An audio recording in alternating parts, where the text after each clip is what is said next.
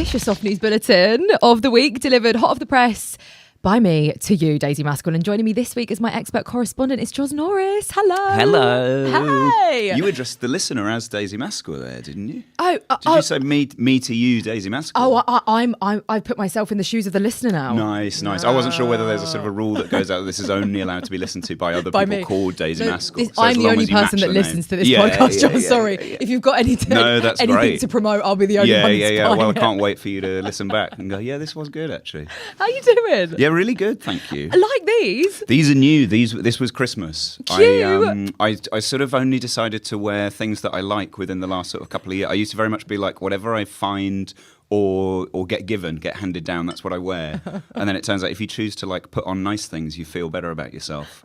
For anyone that is listening as opposed to watching, Joz has some really bright snazzy red shoes Just on. got some nice bright red Do you know about the red theory? No, what is it? So apparently a pop of red in any outfit or in any room, even in interior design, really brings everything together. Whoa, everything together? Yeah, it makes you really like stylish. So there's nothing it could clash with? There's nothing I could put on with this would look bad? There's nothing that you could put on. If you had a pop of red, you'd immediately it would be stylish. solve everything else. If you put a pop of red in, doesn't matter how garish or how like hideous. Doesn't matter. Wow. A pop of red, even in the corner of a room. That's great to know. Brings everything back. I'm gonna start planning around it more. It's funny that you said that you're wearing everything from Christmas now. Have you ever asked for something that you knew you were going to re-gift to someone else? I don't think so. I've been given things that I immediately am like, I have to get rid of this. But then often it's because it's like really unpleasant. There's some really lovely comedy fans who come and see certain shows I do around the country every now and again, and they always bring a new deck of tarot cards with them because they found out I like got into tarot a couple of years ago,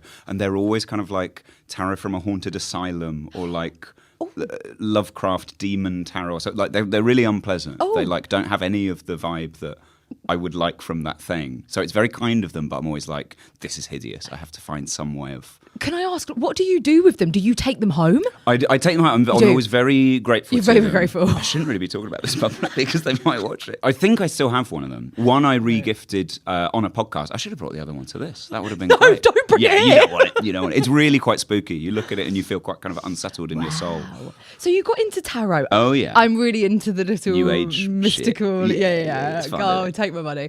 But tarot's the one thing that You I've don't never like it? done, and I'm a little bit scared. So tell me why you got into it and try and sell it to me. I got into it. So my girlfriend's mum is very into it and Okay. gave me a reading a few years ago. I think it was just before I was doing the Edinburgh Fringe, and she gave me a reading that basically meant that the Edinburgh Fringe was going to go well. And I was like, this is great. Love this stuff this. is really good. This just tells me what I want to hear. I don't know if I fully like sign up to the idea of it being like, this has come up for a reason and this means this thing is going to happen. But it's sort of quite nice to kind of pretend that it's that for a little while. And maybe the way you think about whatever comes up changes the way you like respond to things that happen or something. It's mostly bollocks, but it's quite nice to kind of like invest some energy in a thing that maybe feels like something. Yeah. Also, the pictures are lovely. You got to have a look at just some of those pictures sometime. There's a guy running around with a sword. Oh, wow. There's a little baby in the middle of the sun. It's quite Teletubbies, actually, a lot of it. I think a lot of the iconography of Teletubbies, if you go way back, The same you can trace it illustrator. Yeah, really old by then. But Joz, what is on your docket this week? What you got for me? my story this week, have you heard about this guy that ate a Fabergé egg? Ate one. Ate a Fabergé egg. As in they're like decorative. The sort of, sort of like deluxe egg, not for eating, eggs for looking at. Oh. Because you've got your eggs for eating, and you've got your eggs for hatching, and you've got your eggs for looking at. And I'd say Fabergé, top candidate egg for looking at. Okay, so take me into what this looked like, and they're also really expensive as a side really note, expensive. right? This was why he ate it. This was why he wanted the thing. So he was a thief, basically. I don't know if he went in with the intention of stealing this thing or whether it was a kind of a moment of madness, but he was in a jeweller's, saw this egg. Have you seen Octopussy? No, I haven't. The James Bond film. I It's good. It's one of the good ones. I I need to really watch miss that. Have you seen the Roger Moore ones generally? Do you know what? There's a ton of stuff that I haven't seen or watched or read What that else people is on your ask, and list? it just makes you look so uncultured. I don't think with this one. Octopussy Okay. is such trash. Okay, Like, it's a fine. really, really Yeah, but trash. it's So I also don't like- think you're missing out on anything like cultured or good by missing out on Octopussy. But it is a lot of fun. I feel like there's also those types of things though that like just to be a part of like the cultural movement of something or just to be in the joke. I need to watch. You can be I like, haven't watched that. I know about that one. But I'll put it on my list. But so was it one that was in the film? So no, it wasn't in the film, but so I've not watched it in a long time. I know it's the one where at the end James Bond goes undercover as a clown in a circus and he ends up trying to defuse a nuclear bomb while dressed as a clown. Okay. Bond fans hate it because it's really stupid.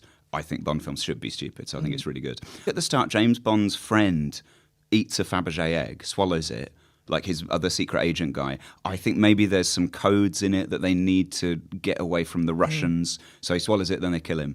This guy's in a jeweller's looking at a £19,000 Fabergé egg, and then for whatever reason swallows it and thinks that's how he'll get it out of the shop.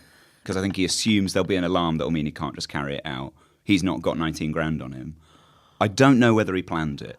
Wow. It seems like, so I don't think you would plan it. It's too weird a thing to plan. I think it has to be a moment of like lunacy. Oh, do you know what though? Like, let's go back to Paris last year, and you were going to do that heist. What did they heist again? I forget what they took. Some paintings. Yeah, was it jewelry? Oh no, jewelry. No, it was jewelry. Yeah. So okay, if you were going paintings would be hard to. I feel like you're kind of giving Paris today in your stride. This was also a Christmas jumper. So again, okay, I like just repping it for a little while, getting out there. Yeah, it's cute. Yeah. If we were going to go to Paris and do a heist, how are we planning to steal these jewels? Because I would like swallowing them. Swallowing's actually quite. It's good. actually really good. Like, although are they very sharp? I've never held a jewel, so I don't know whether to expect like sharp edges. I'm not really good with biology either, so I don't know. The egg we'll get back to. Putting the egg on pause for a sec. But if you are to swallow something, like something that was hard, like jewels or a Fabergé egg, would it come out in one? What is the situation with our stomach acid? Well, he's only just passed the egg. This was why it was in the news. He ate the egg in, I think, December, and he was put in jail. And I don't know how like prisonable it is as an effect. Because have you stolen it if you've eaten it? Like you haven't really got it. So I don't know whether the theft is like the moment you cross the threshold or the moment it comes out. And then you're like, right, it is now off the premises. But they had to like monitor him for, what are we now, like over a month until it came out. And I guess because it's a metal egg, it takes much longer to come out. So how big was it as well? But it did come out like a small Easter egg. Oh, that's quite large. Yeah. Oh, that's quite large. It's a big commit. Once it's gone in, if you haven't thought this stuff through, then you've got a real kind of like reckoning with yourself of like, wait a minute, this has to come out again. Right. So if you've not like been in training for it or anything. Yeah, that is a commitment. There's going to be 19 grand, did you say it was? 19 grand. There is some interesting person on the internet that would probably pay more now because it's passed through this guy's body and out that'll of his find its audience. Passage. I swallowed 20p once. Did you? And that took, I think, 2 weeks. Was it deliberate? No, I really... At the time, I really liked having metal in my mouth. Did you? I was about 15, and there was something about putting metal in I really liked the taste and the texture of metal in my mouth. And then had a 20p, didn't really think about it, went in, must have coughed, choked, went down. Went to the doctors, they said, we need to know if this comes out, because otherwise it might still be in there, we'll have to operate. And then you have to kind of check what's happening for 2 weeks until it emerges. Sorry, all of this is more disgusting. I know. I can't actually tell you how fascinating I am with this conversation. Joz. I have so many follow-up questions. So it's really, really quite interesting. But that was 2 weeks, and that's tiny. So the egg, though, full it month. Takes 2 weeks.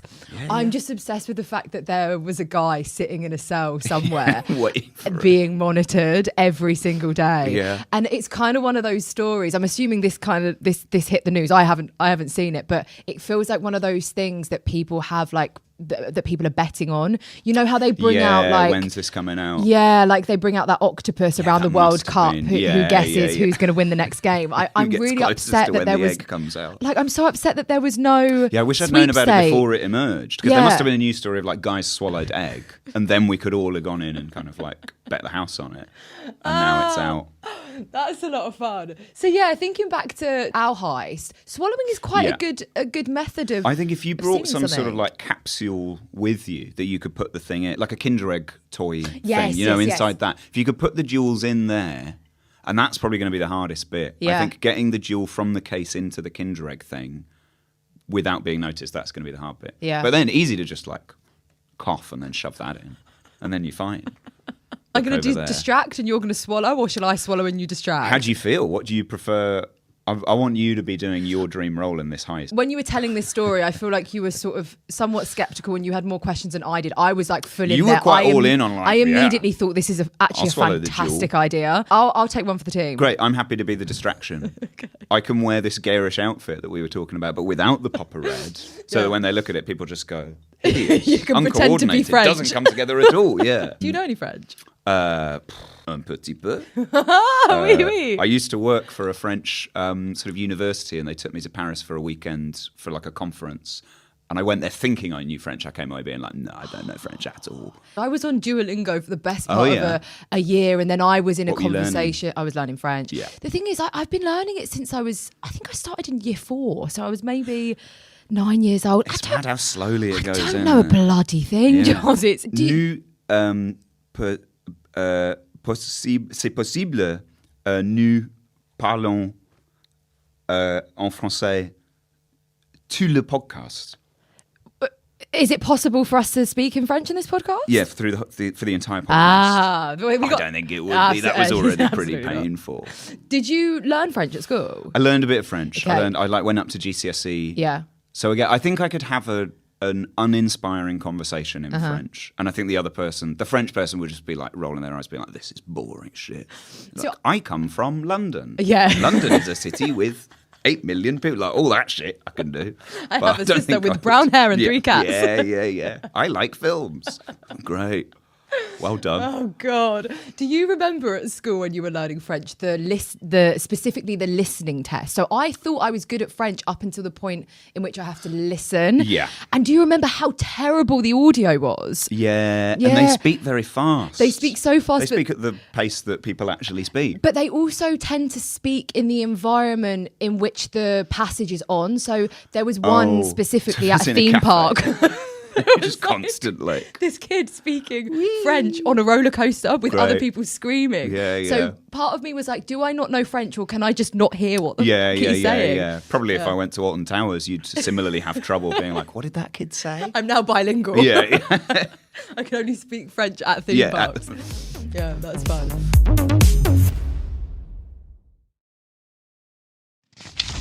Quite like objects tied to experiences. I got into buying movie props when I was younger. Oh yeah. Yeah, when I was like, it was my first job and I was still living at home. I was like, I don't know, 14, 15. There was a website where I would just buy props from films. What did you buy? What's the best prop you ever got? There was something from the 2003 Peter Pan film. Oh yeah, Jason Isaacs. Yeah. I never saw that, but for some reason I'm so aware of it. It's fantastic. Is it? Yeah, it's. Is it? Would you say it's the definitive Pan?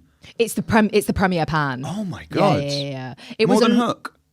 Oh, I've never seen. That's another thing I've never seen. You've got to watch. Right, forget Octopussy. Octopussy's a load of shit. You've got to watch Hook. It's a lot of people's first love. Right. Jeremy Sumpter, I think. Is Peter Pan. Yeah, he's Peter Pan in it. What's he doing now? I don't know. Probably still playing Peter Pan. I don't know. You do it forever, isn't it? You never age. It's probably still there. Yeah, but it's a good one. You got to see it. But yeah, what did you buy from it? There was a couple of things in the kids' nursery. I think there was like these like stacking cubes. There was an acorn. They had a ton of acorns. Right. There was a lot of acorn. That sort of iconography. It's got sort of acorny vibes. And it's just, I think it's just sitting in my mum's attic now. I haven't found a place for it. But yeah, I get that back. I should. I know. Put it next to this pooey egg that you're also the shit egg. Yeah. What's your dream prop? I'm a big Pirates of the Caribbean fan. Yeah. I feel like I weave this into every single episode. Great movies.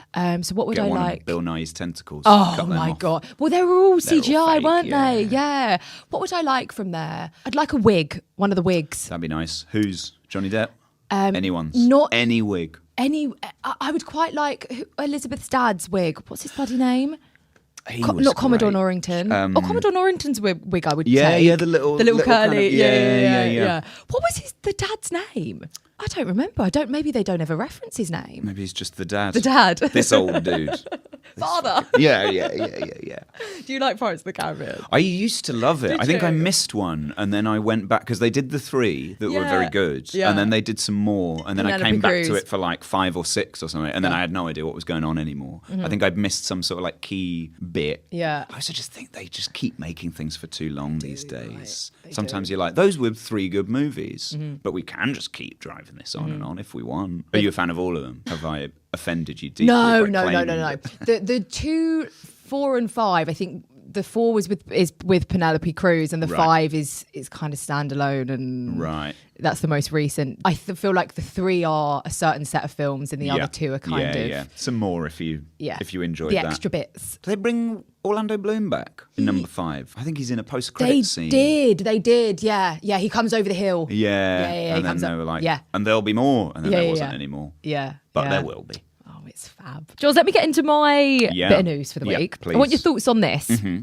So this was a study I came across, and it is a way to help identify the narcissist in your life. Ooh. So researchers claim you can spot a narcissist by looking at their eyebrows. Whoa. In this study, people were surprisingly good at identifying narcissistic personalities just from photos of someone's face. And the strongest clue was the eyebrows. So thicker, more pronounced eyebrows are associated with higher levels of narcissism. Oh, shit. And the theory is that narcissists put more effort into grooming features that signal dominance and confidence. An eyebrow signal dominance and confidence. Apparently. Think of like the biggest narcissist either in your life, suspected narcissist, or that you've ever encountered. What were their eyebrows saying? I can't picture their eyebrows. I'm thinking of 2 specific people. Are you? Yeah. And I think... Are they still in your life? Yeah. They're still around. Yeah. They're hard to shake off, these narcissists.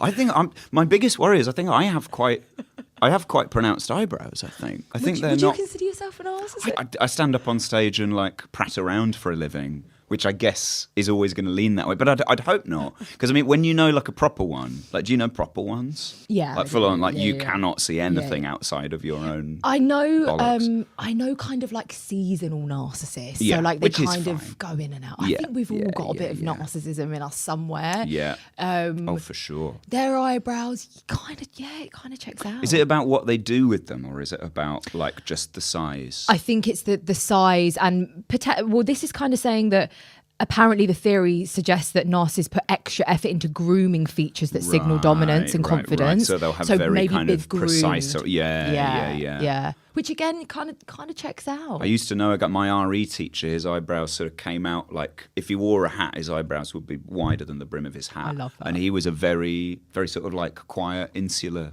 soul. So it checks out. Yeah. He didn't give a shit about his eyebrows. Yeah. Oh, I love that. I love those big. I those wonder big if the narcissists I know have like removed their eyebrows. Oh, that's a power because move. they know that it's a tell of the narcissism. Because I genuinely can't picture them. Because that's also quite a good shout, because I think removing eyebrows kind of creates some sort of distance, and it's quite difficult to read people. I feel like if they don't have eyebrows, which would be it looks odd. Quite Bowie did narcissistic. it for a bit, I think. Who did it? David Bowie for a bit, shaved it in the Bowie did, 70s, and he got rid of his eyebrows. Yeah. And there's someone in Lord of the Rings with no eyebrows to make him look shifty. Interesting. But you can think of 2 specific narcissists. Yeah. Can you? Yeah, I can. Yeah. I'm gonna put that down to there being some truth in that. Yeah, it feels like it. I'm also thinking of people like I'm thinking of Jack Black now. I'm thinking of Jack Nicholson. Yeah. Very sort of eyebrow heavy performers in the way they come across. I'd say sort of eyebrows first. Yeah. I don't know if they have the biggest eyebrows, but they know how to use them. So I'm wondering whether there's some narcissism at play there. Jack Black seems like a decent guy. Yeah. Jack Nicholson, I could believe he's a narcissist. Yeah. Great actor. Maybe a seasonal one. Yeah. Maybe on project. When the time is right. Yeah. What is the first judgment you make about someone when they walk into a room? I think how much somebody is immediately trying to like be the centre of attention in a room. I'm always like, oh, this is going to be hard work. But then a lot of those people end up being the nicest guys. Yeah. I think I get very reactionary over like the bigger somebody is, the more I sort of feel like, oh God, this is going to be hard. And then I think that's often a kind of really kind of back foot thing on my part. What do you look for first? I go more obscure. If we're talking like character traits, mine's always how, like, I think that the age old one is how people speak to or treat like waiters or people like service. That's a big one for me. But then there are also certain things that if someone has or does or is not necessarily into, because I never judge anyone's interest, because I think we all have a... Oh, yeah. We I'm all, interested in like, such it's bullshit. You have to be, right? Those are the best So there's always going to types be a thing of like, I can't believe you're still talking about this, but those nice the for you best that you types care of about it. people. Yeah. Is there anything like obscure that... People who can't look at you, I really hate. Or not in a kind like, you get people who can't look at you because they're nervous or they're not great with eye contact. But the people who, you know, they're like looking over people's shoulder, like looking for this person that you actually want to be talking to. Oh, that's horrible. Yeah. I've had it before where, like, you know, in the Fringe sometimes, particularly, like, you have that constantly in bars. And then even in things where, like, there's two of you in a room, there's very much nobody else in the room, and people are still trying to do the, like, is there anybody else here? And you're like, no, it's just me. It's only me, so we can just, like, engage in this. So I think that's the big thing that I feel really kind of like... That's a terrible trait, and it's really it's also awful because as they're looking around, you're noticing that they're doing it, and you have this sort of awkward chat to yourself that you're realising in the moment that this person is not wanting to be speaking to me right now, like, but looking for someone. Yeah, it's not fun being the placeholder of a conversation. Yeah. How are you with networking, Joz? I hate networking. So bad at it. Have you seen Marty Supreme? Yes, I have. So good. Yeah. You know that scene where he's talking about like the orange ping pong balls, and there's a line about like, you better give me this thing because in a few months I'm going to be staring back at you from a Wheaties box or whatever. I think it's in the trailer, so hopefully not a spoiler for anyone that he says Wheaties box in the movie. But I watched that and I was like, I feel like this is the kind of thing that you're made to feel like you ought to do in the concept of like network. Like when you're getting your stuff out there and trying to let people know who you are, you ought to carry yourself with that sort of like, it's a foregone conclusion that you are this amazing thing. But then you watch the film and you're like, this guy's a fucking prick. Yeah, I know. I don't want to be this. Right? He's dreadful. Oh, he was awful. So bad. Like one of the most like I know there's some films with some quite unlikable characters. He's foul. He's absolutely awful. Foul. Bloody and hell, I know people who really there. hated the film because of it. They were like, awful film, horrible people. And I was like, yeah, but so fun watching horrible people destroy their lives. It's great. It really is. I think when you find the people where like they're in your industry and you can network with them, but it just feels like hanging out with people, that's lovely. Like I don't think the entire concept of, because all it really means is find the people that you get on with and want to do stuff with. But all the kind of like pressurized networking of like, here is a networking event, go and do the thing. I'm like, please don't make me do that. I'm bad with organised fun though in the same way. Really? I can't do, I really skip the dating phase. Like I can't do, let's go to mini golf. Like that's just my worst. I can't do it. So I think, if I feel like I'm somewhere and everyone there is all conscious of the fact that we should be networking, it's giving organised fun. What's the best bit of organised fun you've done? Has there ever been something where you're like, yeah, this is fine actually? I really got into escape rooms actually. Oh yeah. Which I guess love organised fun. Yeah, then. which I guess is like, that's organised fun. Me and my friend, God, we really got into it. We were going, every I've week. Only done 2. Have you? I did one that a friend of mine was running and he realised partway in that he'd forgotten to give us a crucial clue. Like he was the kind of organiser that was like, right, okay, the jewel thieves are out there. I'm police chief or whatever. I'll be just outside. And we spent about 20 minutes like really getting stuck and having done everything that we thought we did in the room. And eventually we had to knock and be like, we don't know what to do. And he came in and was like, I just remembered I was supposed to give you this briefcase. And we were like, okay, we won't mention this to any of your bosses because I think that was quite a crucial thing. Did you complete it? We did eventually. I think we had 1 minute to spare. So if we hadn't got quite so stuck, we might have done a bit better. What's the worst kind of organised fun you've done? I think maybe I've just had a really bad experience.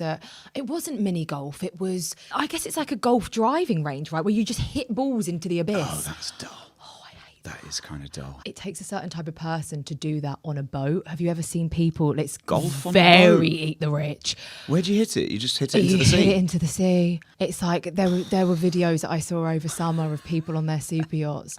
I just thought no matter how much money I ever made, that's what I judge someone for. Yeah, that's if they come in there immediately, should we go on our boat and hit golf balls? If they were hitting the golf balls off boats. Yeah. And I do think that, because I was going into the comments and I thought, I hope people are ripping them a new one saying, well, we're supposed to be saving the turtles. But they had a really good comeback. And apparently this specific super rich person that was hitting golf balls off of their boat, they actually made sure that the golf balls were good for the environment and they were actually feeding the fish. Right, great.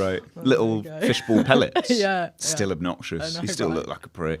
If you had all of the money in the world, is there anything that you're like, this is the one obnoxious thing that I would do? Or do you think you'd spend your money wisely? I don't think I would spend it wisely. I think I'd spend it on just extreme kind of pursuit of some sort of very niche interest. Okay. Like I remember I got so into some very specific board games or things during lockdown where I was like, you can play this board game by yourself. I'll buy every single expansion for it or whatever. And I think like all those sort of grants just went on pursuing shit like that when I really should have been trying to like work out how to survive COVID. I used to think that if I ever had loads of money, I really wanted to buy ZZ Top's car.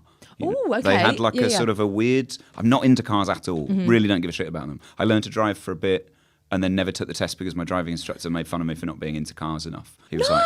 It was really odd. He was like, what car have you been learning in so far? I was like, I don't know, grey car.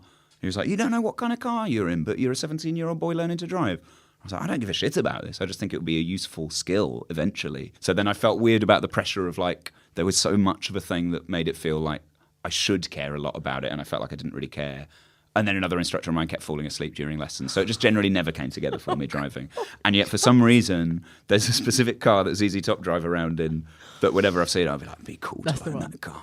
I love that. So if big long red thing. Did you say that you've never passed your test then? You took all of the lessons? Took all the lessons for like a year and a half. My dad took me around, like helped me practice. Really bad that I never even took it. So much money and time wasted. You've got all the knowledge. I know, but I can't. Yeah, I'm quite a good driver. Is the mad thing. Like I was decent at it, but I just kept going through different instructors, and they were all terrible. I had one who we drove around an industrial estate, and outside one of the warehouses there was a stack of like 20 crates of protein shake with a sign saying "Help yourself." And he was like, right, pausing the lesson, and then stopped and put all these crates of protein shake in the back of his car. And he was like, that's a great deal, that for free. And then when he dropped me off, he went, I've sort of got too many crates of protein shake now. And I went, yeah, because you took 20 from a warehouse. And he went, I don't need all this. Do you want half of them? I was like, no, because I have no interest in protein shakes. And he was like, I can't take 20. You take 10. So then I ended up with 10 crates of protein shake that I had to sell to like kids in my school. Not kids, like other. I was also a kid, like my fellow kids. So I made a little bit of money off of that, but just too much stuff happening in driving lessons where I was like, this is just mad. I just keep hanging out with mad people. This guy who can't sleep, this guy who's addicted to protein shakes, this guy who shames me for not knowing the name of a car. That's absolutely hilarious. I kind of get that, like, quitting at the last minute. Yeah, I'm a bit of one of those people as well. I did all of my A-levels and then I literally quit. I've spoken about this before. I quit like 6 weeks before my exam. What, you quit the entire... I just thought, this isn't you for quit me. school? I quit school. Wow, so you didn't do the A-levels? No, I didn't do it. Because it was literally, you know, like you do the AS and then you do the A-level and then you're going off to uni. Yeah. I did all of that bit. But 6 weeks before I had to do the exams to get into uni, I just thought, I think I'd rather not. Wow. So I just threw 2 years down the drain. Yeah, why not? Did you have fun during the 2 years? No, it was an awful time. Shame. What a waste. What a waste. I could have been doing something far more fun, like, I don't know, could have been knocking golf balls an off your boat. apprenticeship. Yeah. I could have done. What would you buy? Do you know what? I've gone from the movie props, which was on my retail you salary. Could get that wig. I would go into property. So I would buy the locations where crazy things were filmed. That would be fun. Cool. Yeah, like the Addams Family house or something. Where is that? I don't know whether that was a set though, to be fair. Just buy the set. Yeah. Buy the entire house and then just like, drop it in a real plot of land. Get a field. Because fields are cheap, I think. Buy yourself a little field. Yeah. Buy yourself the Addams Family prop house, put it in there. And get into construction. Yeah. Can I just ask, just on the driving test as my final question, where were you finding these instructors? I don't know. I don't remember organising any of it. Which again is terrible. It means that my mum and dad were putting all this effort into trying to help me drive. Like really, I feel so terrible for them. And they just must have got unlucky with people. My dad was actually genuinely quite good as an instructor, except that like he would go incredibly quiet. Like he's a very, very loud kind of boisterous person. And whenever we drove together, he would go completely silent and would be like, and now you need to put it into second gear and move. Because I think he knew having somebody like loud and distracting isn't good if you're driving. So he was really making the effort. But to me, I found that so weird. I was like, you seem furious for some reason. I don't know what I've done, but I must be doing this all wrong. And I think he was just trying to like remain calm. So yeah, all of it was just them trying so hard and me just being like, don't like this very much. This guy fell asleep. And now I've got all these protein shakes that I don't know what to do with.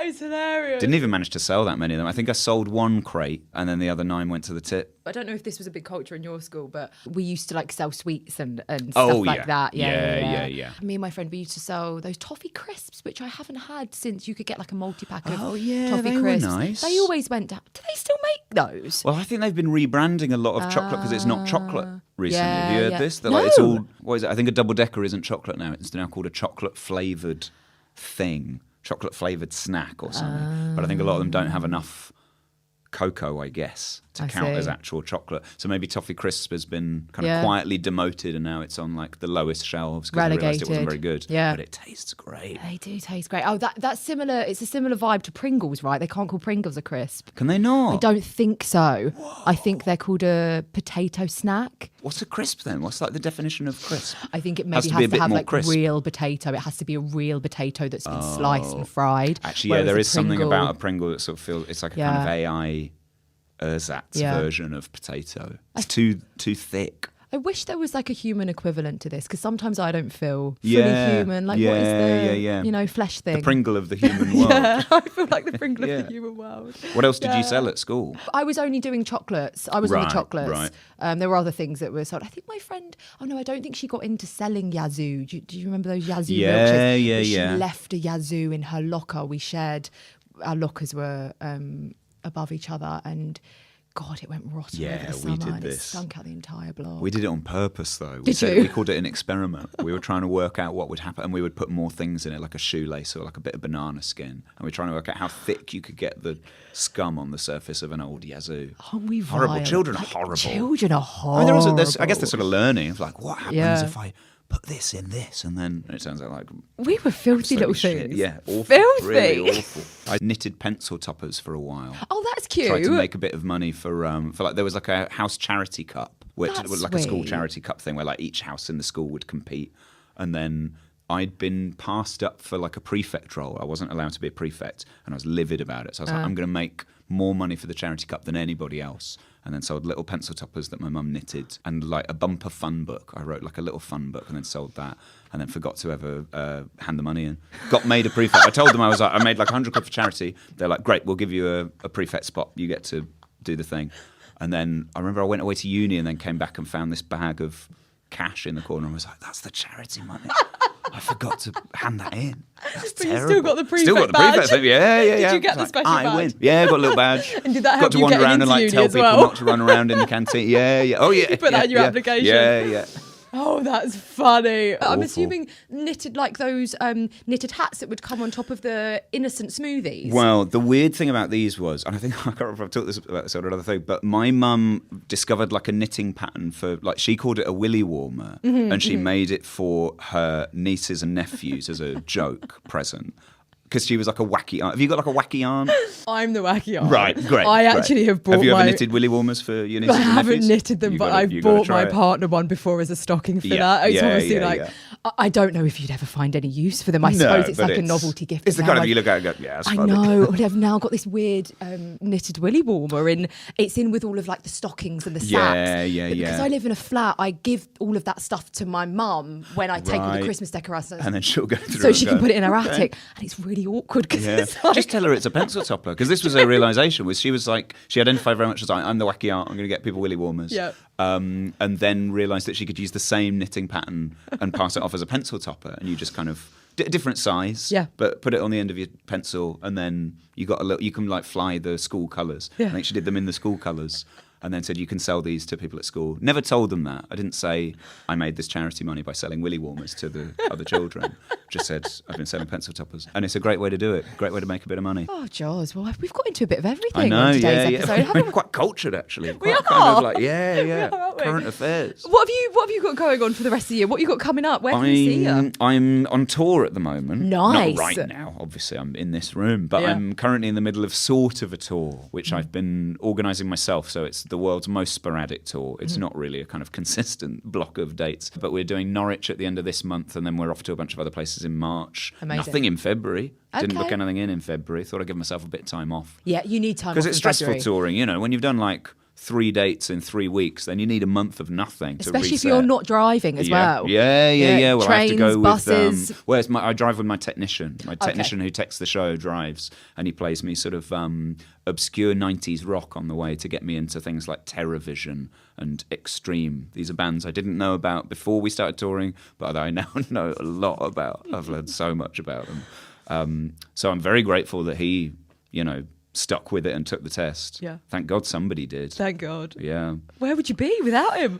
Still just in London, I think. Still taking calls from other venues going, yeah, I know, but I don't know how to get there. So I'm on tour with that. That's the main thing. Amazing. Might be doing a new show, which will probably be next year, but I'm starting to kind of work in progress it. It's about Hugh Jackman and the Phantom of the Opera. You're a Hugh Jackman fan? I am, to a certain extent. Loved Hugh Jackman in Les Mis. Yeah. Loved Hugh. I haven't seen Hugh Jackman's older stuff. Right. I'm very much Les Mis is the main thing. Greatest Showman. Yeah. I watched Les Mis last year and thought his performance in it is so mad that I was like, I'm going to make a show about this guy. He's crazy. Yeah. His neck is wider than his head in that film. It is, isn't it? He strains so much. The fact that you said that and I immediately understood where you were going in the reference. That vein. It's crazy. Yeah. So I'm going to try and make something about that guy.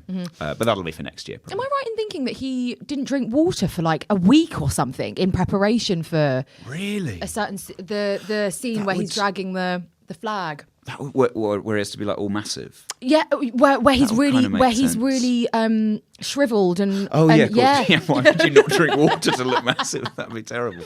Right. Wow. Yeah. He's crazy. And he takes everything he does so seriously, even though every film he makes is like incredibly silly. Like I don't think he's ever made a really serious film in his life. Yeah. But he's always so earnest in them and I find it so sweet. Yeah. This guy is just giving it everything in the context of like, this film is like nonsense, right? Like absolute nonsense. Oh, you've got a ton of material around there. Yeah. I love it. It'll write itself. I'm excited to see it, Joz. Thank you so much. Thank you so much for being here. Thank you for having me. Of course.